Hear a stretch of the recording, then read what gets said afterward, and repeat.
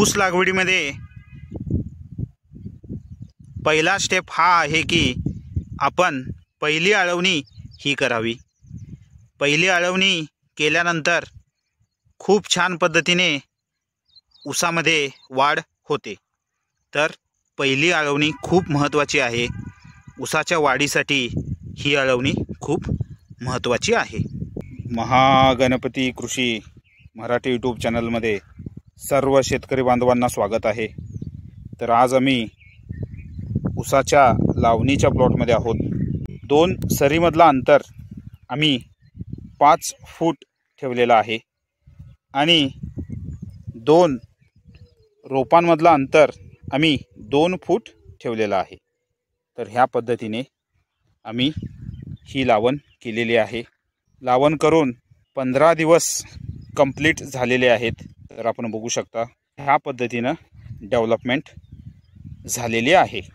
ह्या प्लॉटला आम्ही तिसऱ्या दिवशी एक आळवणी घेतली होती।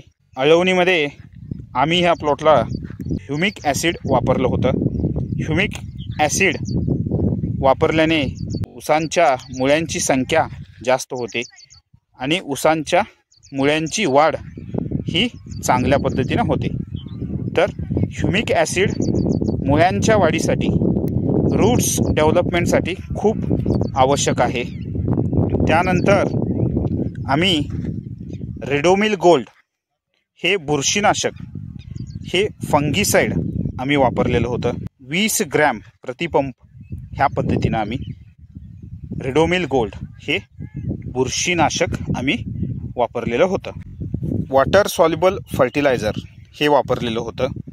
वॉटर सॉल्युबल फर्टिलायझरमध्ये 19-19-19 100 ग्रॅम प्रतिपंपाला वापरलेला आहे आणि त्यानंतर मॅग्नेशियम सल्फेट 50 ग्रॅम प्रतिपंपाला आम्ही वापरलेला आहे। तर ह्या पद्धतीनं आम्ही वॉटर सॉल्युबल फर्टिलायझर वापरलेला आहे। त्यानंतर आम्ही बायोझाइम 50 ml प्रतिपंपाला वापरलेला आहे। तर ह्या पद्धतीनं हे टॉनिक आम्ही वापरलेलं आहे।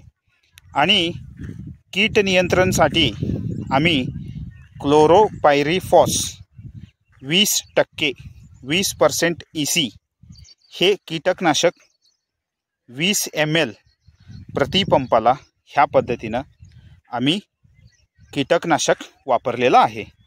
तर पहिल्या आळवणीमध्ये आम्ही ह्या प्लॉटला ह्युमिक ॲसिड